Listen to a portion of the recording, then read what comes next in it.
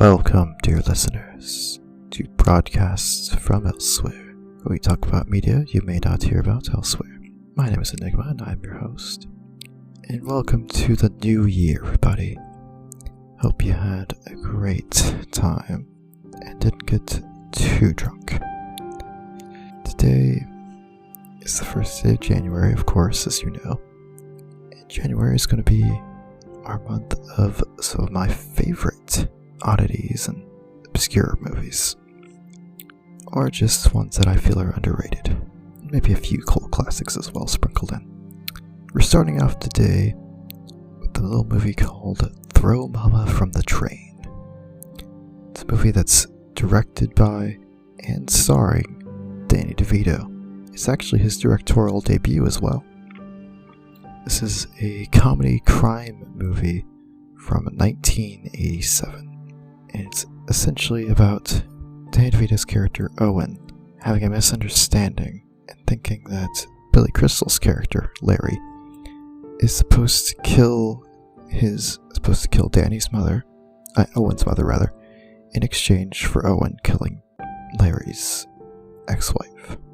This was inspired by the movie Strangers on a Train, which is a Alfred Hitchcock movie if you don't know, which is a pretty similar plot, except that both the characters are actually in agreement in that movie.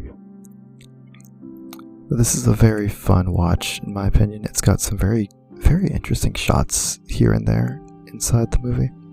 So I would definitely recommend it if you want to check it out sometime. It's on HBO Max, so give it a shot if you want to. It's definitely one of my favorites.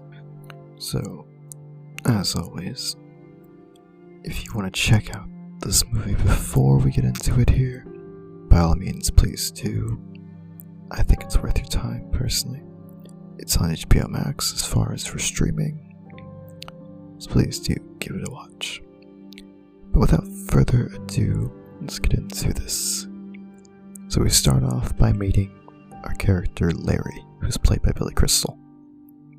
Billy Crystal you may recognize, by the way. He's very notable as far as comedies go. Some of my younger audience here might recognize him as the voice of Mike Wazowski from Monsters, Inc. So if you ever wanted to hear Mike Wazowski say the word slut a lot, this is your movie. But you may also know him from The Princess Bride, where he's Miracle Max, or from City Slickers, or even from When Harry Met Sally. Anyways, Larry's having some writer's block. See, he's an aspiring writer, but he can't get past the first passage of his new book. All he can get was "The Night Was." He eventually gives up and turns on the TV where an Oprah segment is playing. And on the show is his ex-wife, who we learn stole his book that he had been working on and instead published it under her own name. And of course, he gets pissed off at the TV.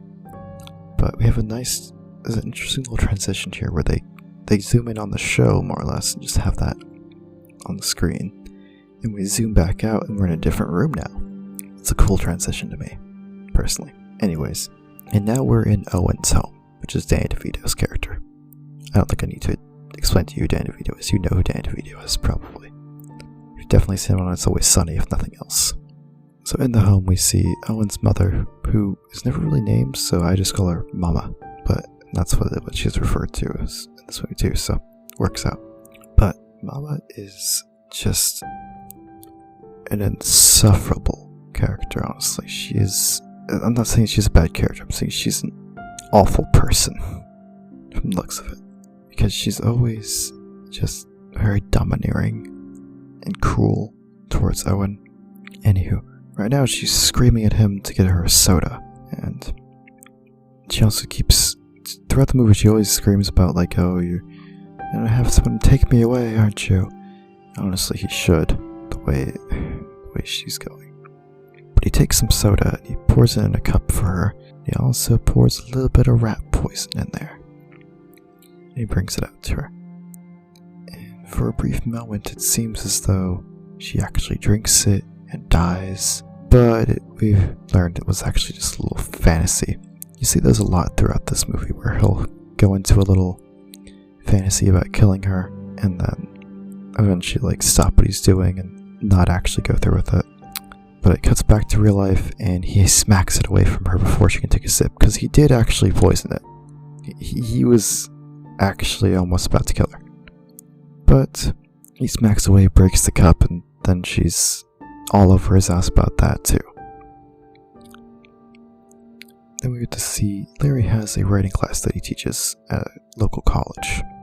And Owen takes this class as well. So he's going through assignments. He has some students read theirs out loud. And Owen sneaks in his assignment, because there is a stack of papers that he has that he's going through. Owen sneaks his to the top of the stack, but Larry looks it over briefly, but then just puts it back down and moves on to the next assignment. Of course, Owen is confused about that. It's funny, the paper he actually ends up reading is freaking... I forget the student's name, but there's this one pervert character who... And he's not in the movie very much, so it's not that big a deal. But he wrote for his assignment, 100 chicks I want to pork. He claims it's a coffee table book. It's like, no, it's not. Shut up. And the book was literally just chapter 1, girl's name. Chapter 2, girl's name. It wasn't even an actual, book. Anywho, later that day, Owen basically seems to have stalked Larry to the laundromat. And there's a really interesting shot here where Owen has a tie in his hands, like a necktie, and he just starts to inch towards Larry. Once he gets inside the laundromat, he starts to inch towards him with the necktie as if he's about to strangle him with it. But before he can get close enough to really do it, Larry turns around, nearly has a heart attack, basically. But it ends up apparently it's Larry's tie that he dropped. So he gives it to him, and then he confronts him about the assignment and asks him, why didn't you read it? But it turns out that Larry had already read it beforehand and already decided he didn't like it. Because apparently, Owen wrote a murder mystery story that was only 3 pages long. So it wasn't much of a mystery, plus it only had 2 people in it. So, yeah, it's not exactly a mystery. Back at home, Larry makes some slight progress. He gets a one single other word, because now his book is now reading, "The night was humid." It's the only thing he can come up with. Really making great strides out there, Larry. But during this whole fiasco of him trying to figure out the perfect word, he accidentally ends up standing up his date for that night. We'll get to her later. At Owen's home, he's also having some writing trouble, trying to write for Larry's class. And his mother comes in and interrupts him. She needs him to get some wax out of her ear, so she gives him one of those, it's this weird little rubber squeezy thing that you're supposed to use to suck out wax. I've never used them, but I guess they work. I don't know. Not important. Anyways, she berates him more, and she even slaps him across the face at one point. But she really tears at him. I'm telling him how he'll never be a writer and he can never do anything with his life. And it's that's girl, you are not making the case easy for yourself. If he was to actually snap one day. And he almost does here again, as she leans over into the sink while he's trying to get the wax out. And there's a little fantasy about taking the scissors that are nearby on the kitchen counter and stabbing them through her head, through her ears. And it's funny, they really let us think about it for a second, because she rises up in the mirror and screams at her face with the scissors sticking all the way through. It looks like one of those things where you take the Halloween costumes have an arrow through your head. It looks like that, but with scissors. Anyways, she's screaming and everything, and then it just smash cuts to her being fine, being oh, thank you, Owen, what would I do without you? It's she gets all mushy out of nowhere. At the college the next day, Larry tries to talk to Beth, because that's the girl he stood up last night. She's another person who works at the college with him. I believe she's also some kind of professor or teacher of some kind. And he tells her that basically he saw Margaret, which is his ex-wife, on TV last night, and that's what drove him to want to try to write his book more. Obviously, he didn't get anywhere with it, but yeah. But he has a whole breakdown about his ex, and this is in the lunchroom at the college, where there's students and teachers and everything together. And he just has a whole freaking breakdown about how much he hates his ex-wife, and even says as much as oh, she's such a slut, I'm gonna kill her. And that's important, as you may imagine, for later. In class, Larry does decide to actually read Owen's assignment this time, but he gets all he gets to is the opening line, which is, "The night was humid," which is the same thing he just came up with in his own novel. And he just immediately ends class and it's you know what, class dismissed, I've got a horrible headache, I can't do this. And of course, Owen's upset again. So upset that he decides he's gonna stalk Larry again. This guy probably could use some therapy classes, I think. If your first response to somebody rejecting you is to stalk them, please get help, because that's not normal, I'm sorry. So he finds him in a park with Beth, and they're on one of those little kiddie trains that they can ride, it's a small train that has a little track and it just goes around, probably in a circle or something. Anywho, they're on that, talking and kind of making out after a little bit, and she really wants to get down and dirty on this fucking train, which is girl, calm down, goddamn.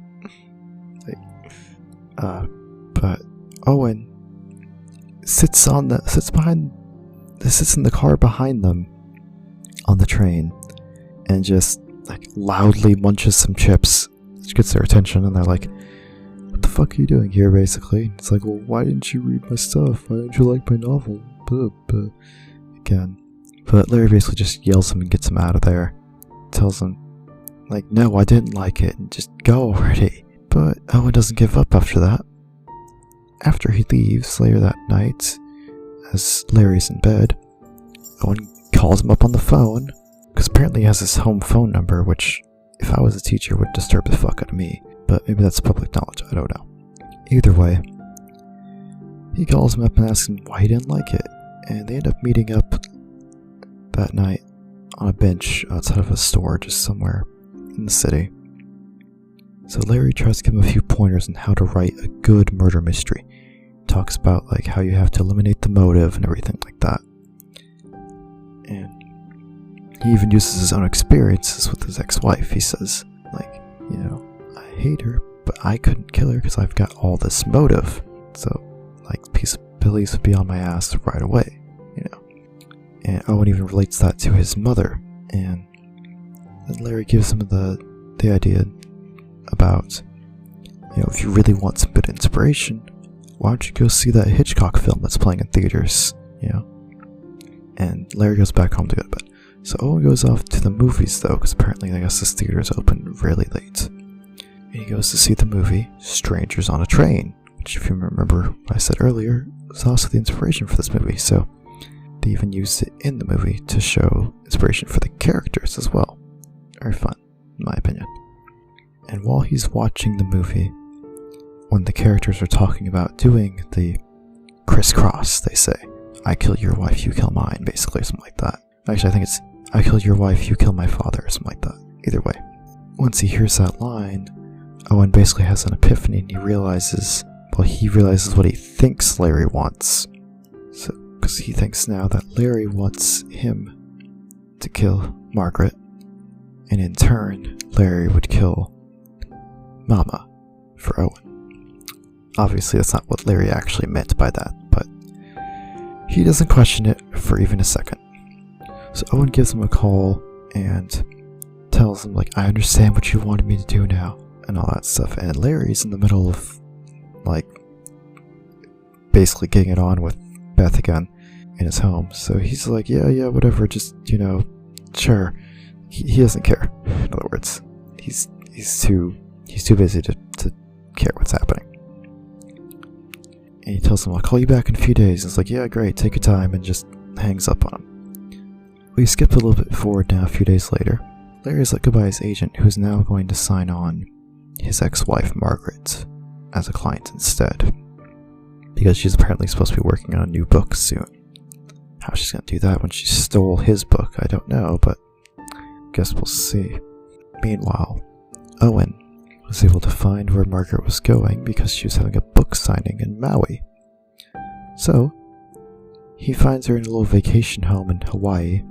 She's on one of the other islands at this time, but is supposed to go on a boat to Maui later. So he finds her in her home. He actually breaks into her home pretty easily, it would seem. And he slips on his gloves, and we get another scene of kind of like with the tie from earlier, where he's slowly creeping towards her with his hands out, about to he's gonna strangle her. But he's interrupted when the gardener comes by, and so he has to dive behind the couch and hide as the gardener and her start to go at it, and so he just has to kind of hide there for a while. But he ends up following her afterwards and boarding the boat that she's taking to Maui. She's out on deck, just looking out at the stars and whatnot. And so he sneaks up slowly once again with his hands gloved. Same motion. But while he's sneaking up on her, she drops an earring, and it's hanging way off the ship. But it's still on the ship, but she has to bend, so she bends over to try to grab it. And there's a fun little moment where he's looking at her. She's sees her leaning over, and his hands go from a choking motion to a pushing motion, and they do a little with a slide whistle. It was hilarious to me. But eventually we see that she does fall over the railing into the ocean. Interestingly though, we don't see him actually push her, but it's implied, I suppose. And then we get a really cool transition shot here. So, we cut to Larry's classroom, and we show that there's, Larry hasn't shown up yet, it seems. Because all the students are just kind of digging around in one way or another. And we pan through the classroom, showing the desks and stuff. We briefly pause on Owen's desk to show that he's not there. And they continue to pan over to a little nightstand with a phone on it, and then to Larry's bed. So we can transition fully from the classroom to his bedroom with that panning shot. And to me, that's just really cool, an interesting shot. And I love it when cinema does that, where you can get just those really interesting shots like that. It's a lot of fun, and for someone's directorial debut, amazing. So once we're fully into Larry's bedroom now, the phone rings, and on the phone is Owen, of course. And then we have a fun little gag here where Owen keeps going to different payphones to tell him about his wife, about how he killed his ex-wife rather. And because he's trying to make sure that the police can't tap into the phone, but it's just always these completely random other places that he's in. If it was just on different places in the island, that'd be funny enough. But there's one part where he's in front of a cliff, and there's another one where he's in a field with a horse out of fucking nowhere, and the payphone's not even connected to it's just a payphone just in the middle of a field with nothing else around, just grass and a single horse that's feeding. I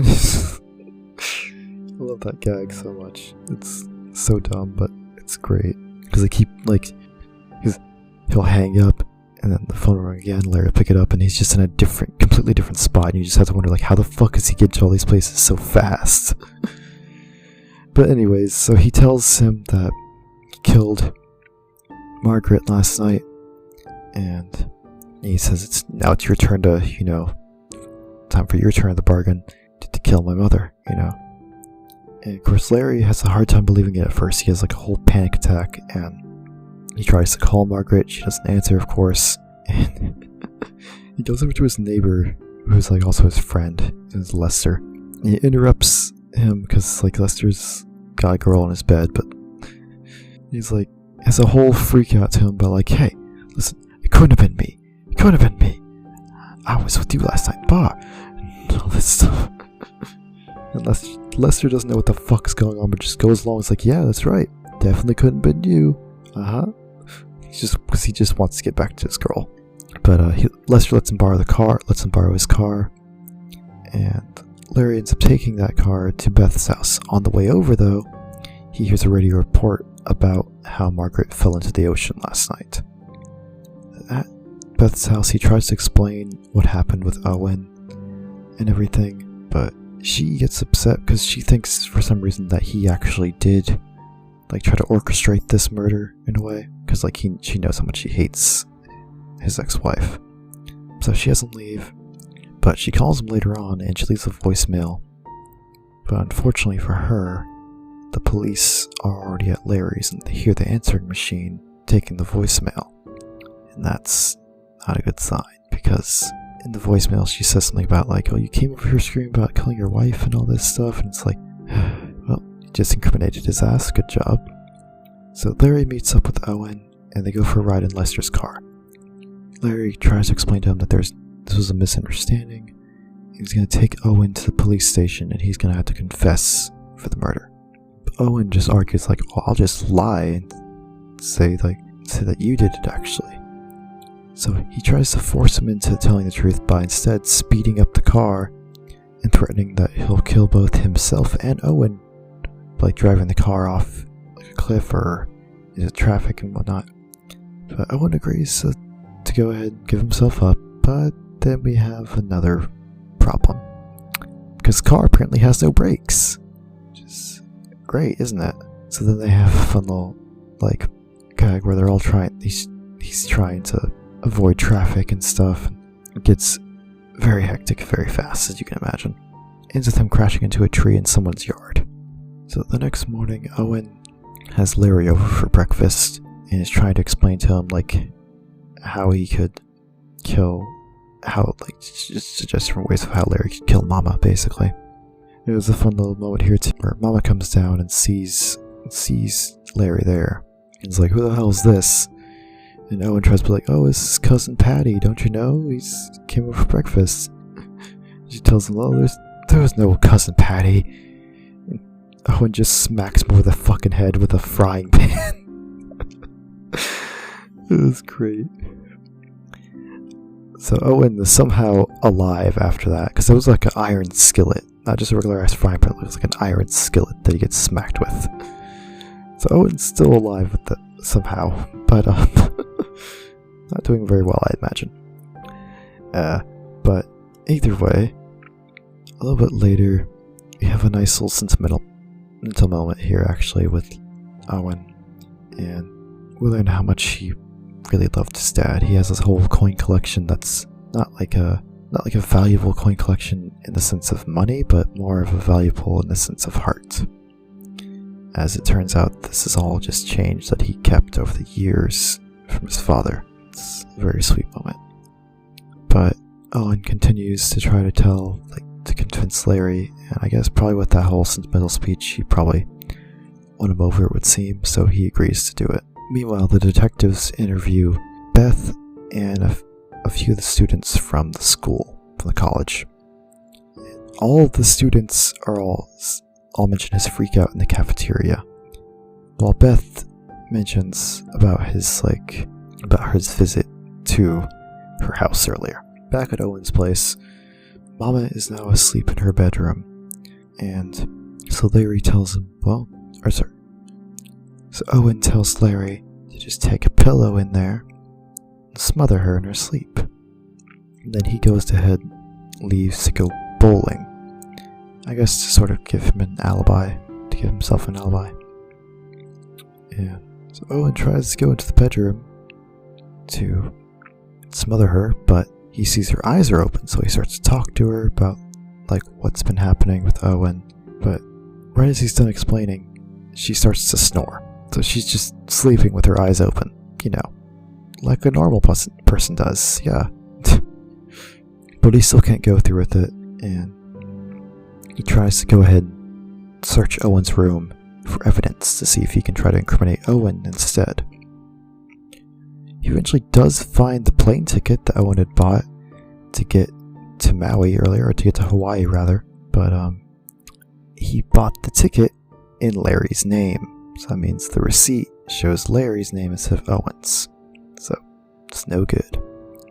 Police come to the door and he panics and starts to hide, and then Owen comes home right at this time, so they ask Owen a bit about Larry. Owen invites them into his home and stuff, but Momma apparently got woken up by the policeman coming in and starts to yell and scream at everybody about the police aren't going to take me away, because she's still under the impression that Owen wants her to get taken away, which honestly he should. But anyways, so they all leave, of course, and Larry tries to tell Owen again that he can't do this, he can't go through with this. Owen leaves again anyways though, but he does tell him hey, I set up a trap here if you want to use it now. So what he did was he fixed it so that the basement door would basically fall through once someone does the slightest motion on it. So his plan was just, when she hangs up her coat, she'll fall down the basement and die, because fall down the stairs and everything is what his idea was. But not long after Owen leaves, Larry hears the sirens outside, and it turns out to just be paramedics picking up a neighbor who was having some kind of issues, I guess, and he faints because he had a whole panic attack thinking it was police again. But he's awakened later when Momma is screaming at him, pokes him with her cane bunch and screams at him, wanting to know where Owen is, and she almost sets off the trap door when she hangs up her shawl on the because it has a little coat hook, but she doesn't shut off the trap. So Larry goes over there and checks on it. He's like why didn't it go off? And he pushes in the door and sets the trap off on himself. So he basically rides the door down the stairs and then is launched off the stairs into it looks like the water heater thing, and smacks his head on that. But yeah. He somehow lives through that as well, by the way. So this man got a head of steel or some shit. So Owen gets home, and Momma basically convinces him that Larry is dead because, I would think so too. So Owen goes ahead and tries to actually kill her this time. So he waits for her to fall asleep on the couch. He waits for her to fall asleep in her armchair. And then he sneaks up on her and blows a trumpet loudly in her ear. I guess basically try to kill her by a heart attack. And it seems to work for a moment. And Larry comes up the stairs. Owen's all happy. He's like, "Oh my God, you're alive." And they both look at Momma, thinking that she's dead for a minute. And suddenly she just wakes up, and she says, "I had a dream. Louis Armstrong was trying to kill me." So the next morning, I guess Larry stays the night, and on the news, Momma sees the report about Larry, about how he's missing, and they're looking for him because of the murder. So she starts to call the police and turn him in, and he decides, he's like, I'm done with this shit, I'm gonna get on the train to Mexico and get the hell out of here. And so he runs away and escapes, and the next scene we see, he's in the train. But then we pan out and we see that Owen and Momma have followed him, and they're both on the seats across from him. So, because they have a booth seat, basically. So Owen and Larry do end up having a little conversation about how to write properly and stuff. So even though all this crap is happening, Larry and Owen are kind of seeming to get along, still. But Momma ends up leaving because she's just being a little bitch about it, basically. Anyways, Larry, fed up with her, gets up and he's like, "I'm gonna kill this bitch." And he chases through the train because she starts running down the train saying, "There's a murder on the loose, there's a murder on the loose." waking up everybody in their cabins and stuff. And she gets all the way to the last car where she opens the door thinking it's going to be like another passenger car, right? But no, it's the last car, so she opens the door and it's just the train tracks in front of her. And Larry comes in trying to stop her, and she falls out. She backs up and falls out the door.